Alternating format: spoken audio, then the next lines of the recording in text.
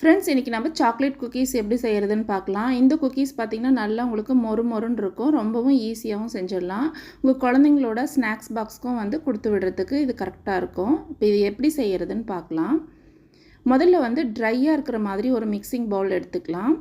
இதில் unsalted butter வந்து ஒரு 100 கிராம் எடுத்துக்கலாம். இது நம்ம ஃப்ரிட்ஜில் இருந்து ஒரு 1/2 அன் ஹவர் முன்னாடியே எடுத்து வச்சிடணும். இது போல் சாஃப்டாக இருக்கிற மாதிரி எடுத்துக்கணும். இப்போ இது பவுலில் சேர்த்ததுக்கப்புறமா ப்ரௌன் சுகர் இல்லாட்டி வெள்ளை சர்க்கரை இது வந்து பார்த்திங்கன்னா ஒரு 3/4 கப் அளவு எடுத்துக்கோங்க. இது வந்து ஒரு ட்ரை மிக்ஸி ஜாரில் சேர்த்துட்டு பவுடர் பண்ணிவிட்டு சேர்த்துக்கோங்க.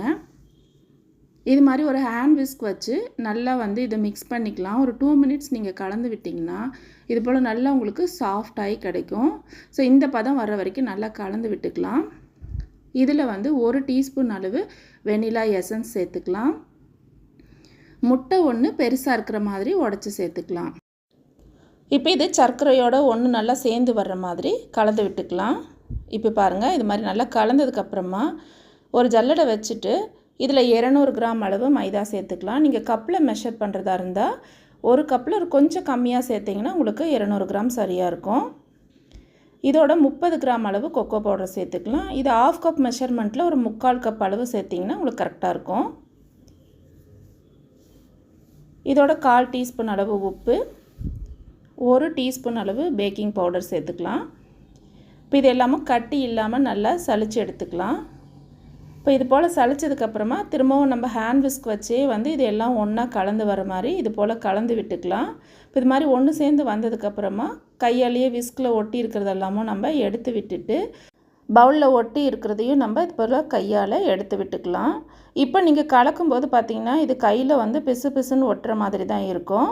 இப்போ இதை மிக்ஸ் பண்ணதுக்கப்புறமா இதை நம்ம ஃப்ரிட்ஜில் ஒரு 15 மினிட்ஸ் வந்து மூடி வச்சிடலாம். அடுத்ததாக பேக்கிங் ட்ரே ரெடி பண்ணிடலாம். நான் இன்றைக்கி பார்ச்மெண்ட் பேப்பர் போடுறேன். நீங்கள் இதுக்கு பதிலாக பட்டர் ஷீட் வேணாலும் போட்டுக்கலாம். இதை அப்படியே எடுத்து வச்சுருங்க. இப்போ ஒரு 15 மினிட்ஸ் ஆயிடுச்சு. மாவு ஃப்ரிட்ஜிலேருந்து எடுத்ததுக்கப்புறமா இப்படி நீங்கள் உருட்டி பார்த்தீங்கன்னா கையில் ஒட்டாமல் விரிசல் இல்லாமல் உருண்டை அழகாக உருட்ட வரும். இப்போ இது எல்லாமும் ஒரு மிக்ஸ் கொடுத்து வச்சுருங்க. எல்லா உருண்டைகளும் ஒரே அளவாக இருக்கிறதுக்காக ஒரு டேபிள் ஸ்பூனோ இல்லாட்டி இது போல் ஒரு சின்ன கரண்டியோ எடுத்துகிட்டு அதை வந்து சரியான அளவு நம்ம மெஷர் பண்ணிவிட்டு உருட்டிக்கலாம். அப்போ தான் உங்களுக்கு எல்லா குக்கீஸும் நல்லா மொறுமொறுப்பாக ஒரே மாதிரி வெந்து வரும். இப்போ இது நல்லா உருட்டினதுக்கப்புறமா உள்ளங்கையில் வச்சு ஒரு ப்ரெஸ் கொடுத்ததுக்கப்புறமா அந்த நடுவில் உங்களுக்கு திக்காக இருக்கும், அதையும் நல்லா ஃப்ளாட்டன் பண்ணிக்கோங்க. இன்றைக்கி நான் சொல்லியிருக்கிற டெம்பரேச்சருக்கு ரொம்ப குண்டாகவும் இல்லாமல் ரொம்ப ஒல்லியாகவும் இல்லாமல் இருக்கிற மாதிரி நம்ம தட்டி எடுத்து வச்சுக்கலாம்.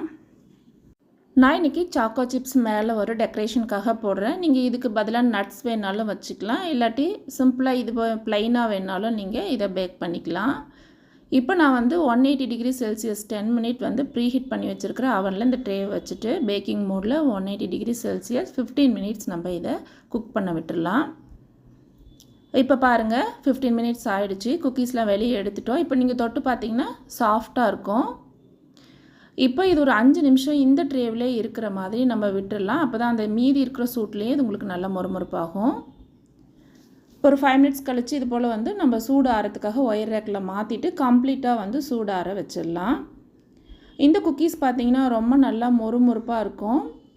ஒருவேளை நீங்கள் உடச்சி பார்க்கும்போது நடுவில் கொஞ்சம் லைட்டாக சாஃப்டாக இருக்கிற மாதிரி இருந்ததுன்னா திரும்பவும் நீங்கள் பேக்கிங் ட்ரேவுக்கு மாற்றிட்டு அவனை ப்ரீஹீட் பண்ணிவிட்டு சுவிட்ச் ஆஃப் பண்ணிவிட்டு இந்த குக்கீஸை உள்ளே வச்சுட்டு அந்த அவன் சூடு ஆறுனதுக்கப்புறமா நீங்கள் அதை வெளியே எடுத்து ஆற வச்சிட்டிங்கன்னா உங்களுக்கு நல்லாவே மொறுமொறுப்பாக வந்துடும்.